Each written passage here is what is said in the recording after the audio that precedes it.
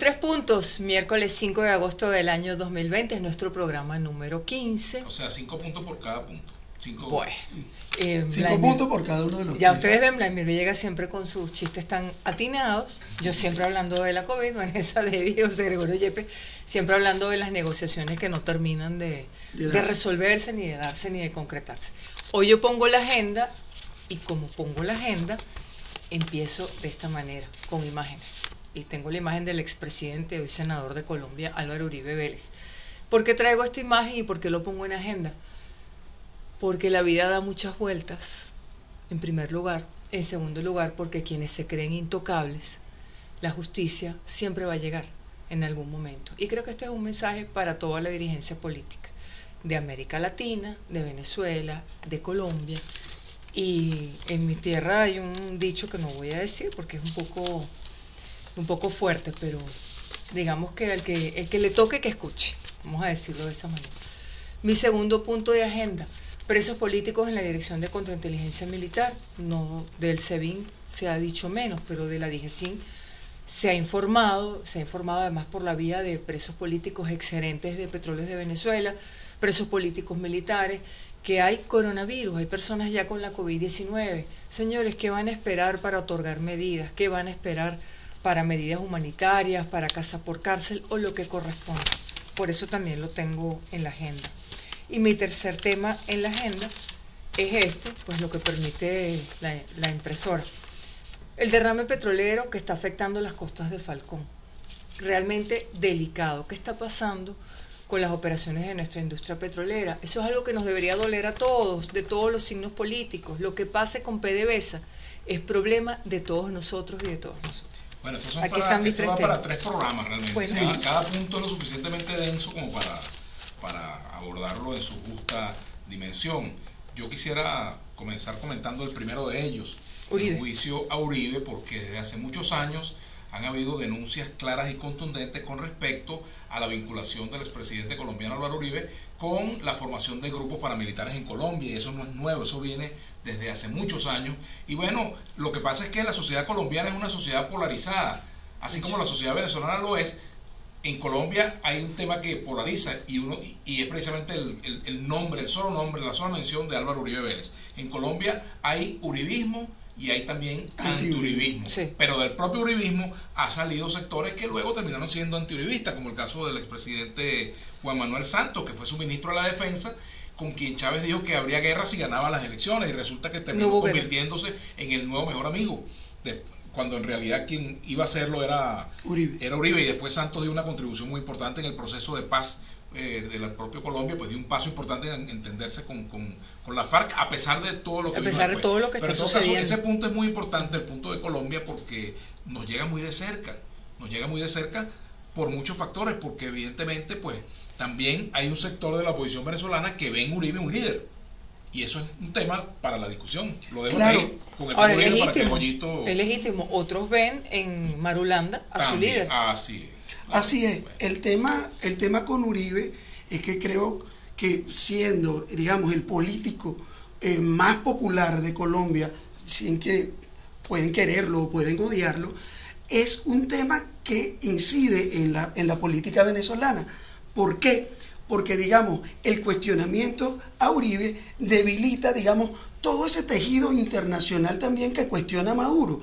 Y es un tema que creo que debemos ver con cuidado esas consecuencias. Pero también, Vladimir, Vanessa, creo que hay una demostración allí que le pone las bardas en remojo a mucha gente de América Latina, como tú lo decías, que es también la demostración de que la justicia en algún momento llega por mayor poder que puedas tener. Y hay una demostración allí también que podrían esgrimir de la independencia de poderes y de el cuestionamiento hacia un tipo como Uribe. Algo así podría ocurrir.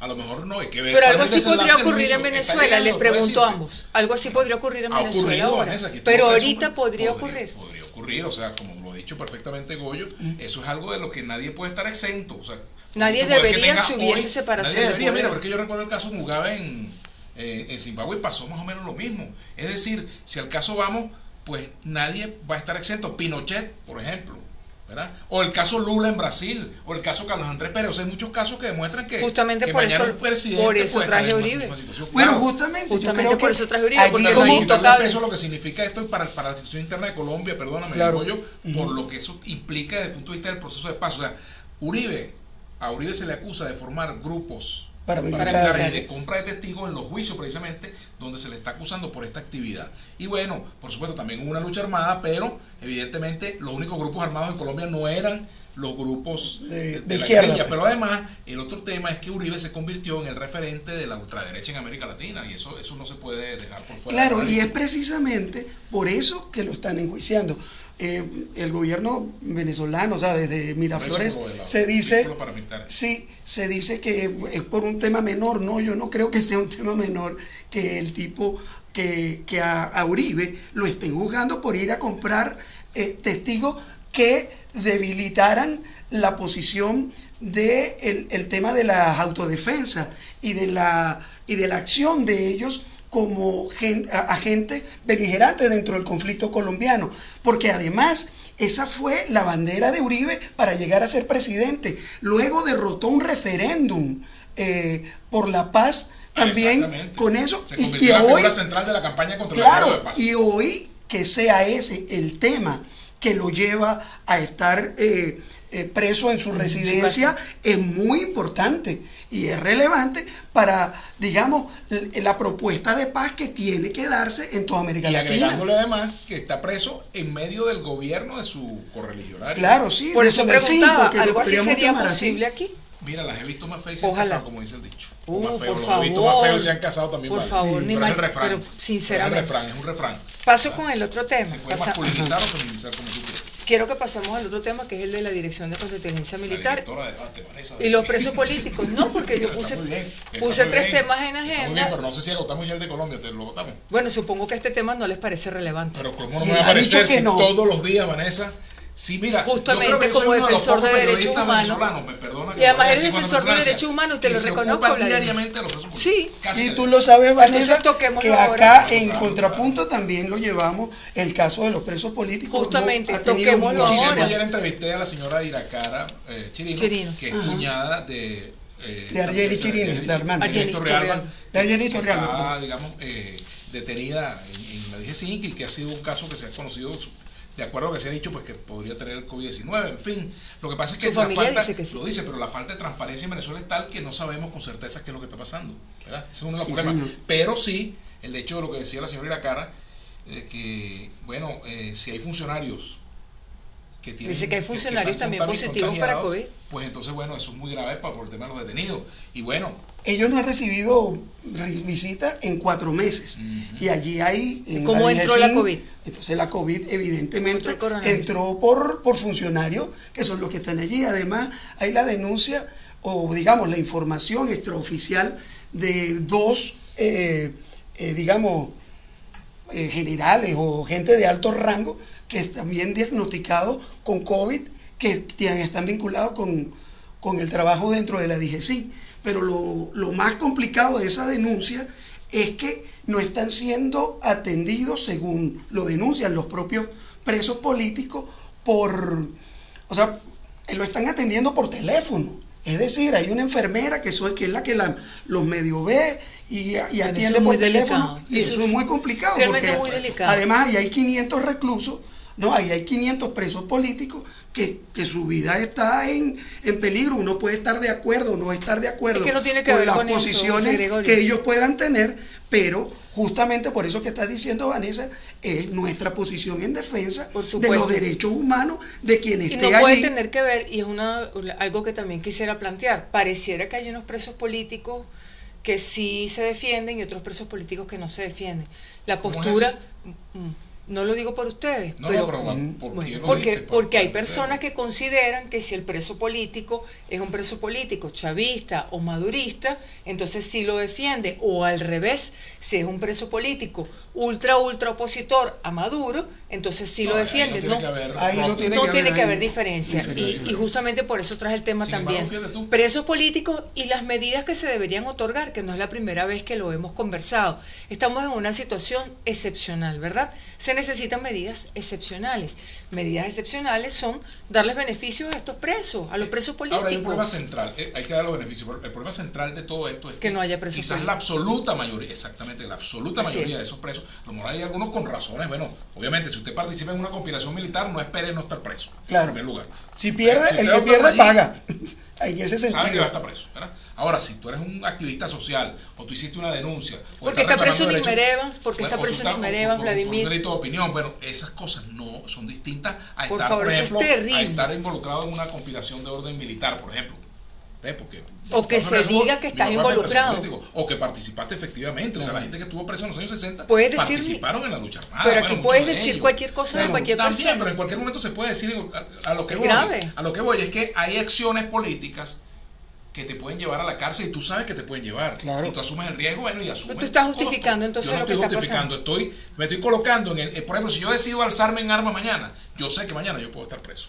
Claro. Eso no quiere decir que no se pide una amnistía política, pero hay razones que te llegan. Mira, en el expediente parece que tú estabas ocupando una X. Ahora, si tenemos una posición diferente. Si tu delito es escribir. No, mi amor, lo que pasa es que fíjate, Vanessa, ¿a qué voy? Pues si tú tomas la vía de asaltar el poder por la vía violenta, no esperes no estar preso. ¿Verdad? Sí, ahora, si tu delito supuestamente es opinar o cuestionar o denunciar, son cosas distintas. Nosotros no sabemos qué está pasando con esos militares y por qué están presos, Vladimir. Yo no sé. Han dicho cosas de ellos. A eso me refiero. ¿Son ciertas o son falsas? Sus abogados dicen que no. Claro, pero por ejemplo, los que participaron en la operación Gedeón, por ejemplo, si hay algunos que están presos. Y eso justifica torturarlos, me imagino. No, pero es que tú me estás poniendo en mi boca cosas que yo no he dicho. Yo estoy haciendo una diferencia entre lo que son presos políticos que están por razones, digamos, que pueden realmente constar en un expediente porque es público, notorio y comunicacional, y otra cosa son ollas, son dos cosas distintas. Bueno, por ejemplo, mi papá fue preso político durante la dictadura y él actuó contra la dictadura y corrió su riesgo, y los que estuvieron en los años 60 contra los gobiernos ¿Y era preso político? Y fue preso político. ¿O no lo era? Y Teodoro Pecó se alzó y fue preso político. No era preso pero no era porque era inocente. O sea, él está cometiendo, está en un acto de rebeldía legítimo, pero que tiene un costo político. A lo que yo voy. Bueno, Vladimir, es tu opinión, tienes todo tu derecho a lo de que yo voy, Vanessa, es que el tema de los presos políticos, por Dios, yo no estoy justificando ni me pongas a decir que yo estoy justificando que estén presos. Lo que estoy es estableciendo una diferencia en casos que son de bulto, absolutamente injustos, absolutamente tomados de los cabellos, que no puede ser el caso nuestro. Bueno, lo retomo. No, ustedes evidentemente no. Voy a hablar sobre eso. Y nos queda el tema acá. Sí, ya vamos para allá, no hay problema.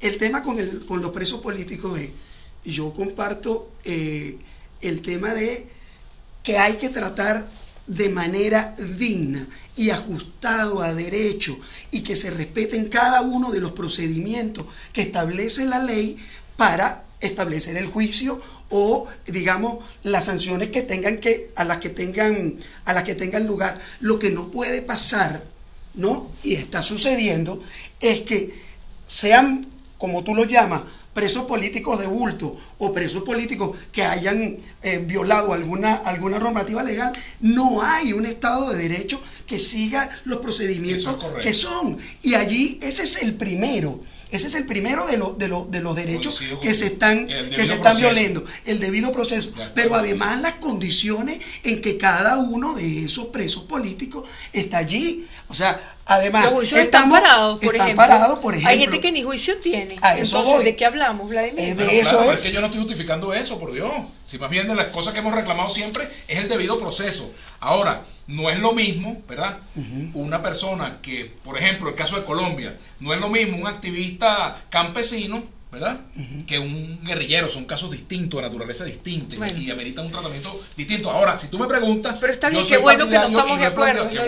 Yo estoy de acuerdo con una amnistía general, eso es distinto. Estoy de acuerdo, incluso los delitos político-militares. Yo estoy de acuerdo en que en Venezuela, para que esto avance, tiene que haber una amnistía general, como la tuvo Chávez. Por ejemplo, Chávez se alzó en armas contra el gobierno de Carlos Andrés Pérez, ¿verdad? Perdió y lo pusieron preso. ¿verdad? Y luego le dieron una amnistía. Aquí estuvo presa, por ejemplo, Doris Francia por escribir un artículo en el diario Ruptura.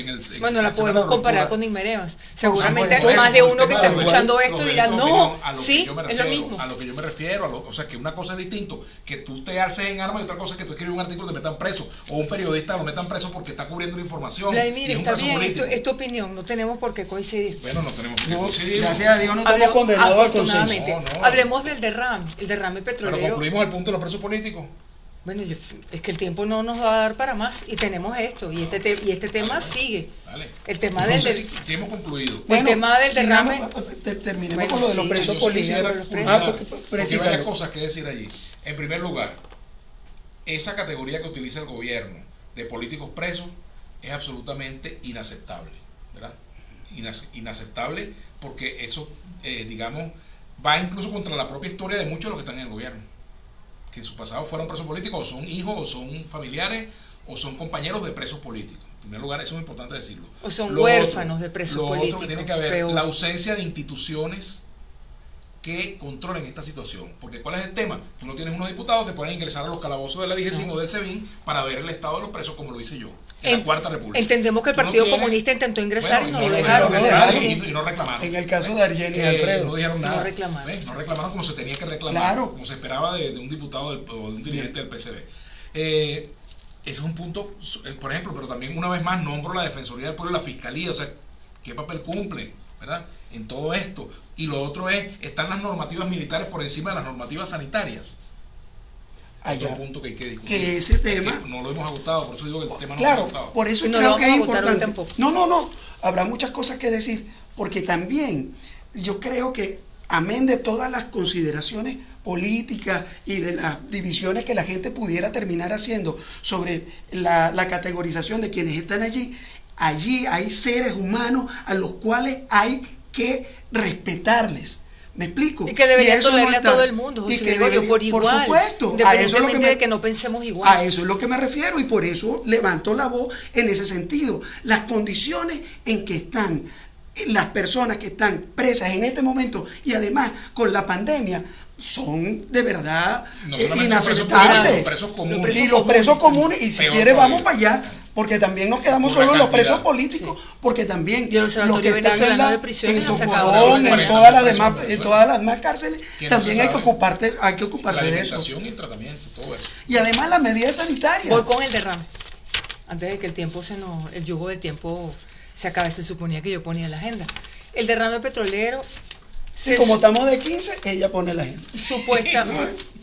Supuestamente, según la Asamblea Nacional, supuestamente, y el debate que dieron ayer, fue por problemas de operación en la refinería del Palito. Yo no puedo decir si es cierto o es falso, pero realmente es injustificable que un país petrolero sufra derrames petroleros que, si no son por negligencia, se parecen, como los que hemos visto en los estados Monagas, manglares en Monagas, el río Guarapiche, ahora el estado Falcón, en mi tierra, en el estado de Anzoátegui. ¿Qué está pasando con la industria petrolera? Insisto, ese es un tema igual que el de los presos políticos, que nos compete a todos, independientemente de cómo pensemos, independientemente de la posición política que tengamos. Y según lo que están advirtiendo los movimientos ambientalistas, el derrame va a llegar al Parque Nacional Morrocoy.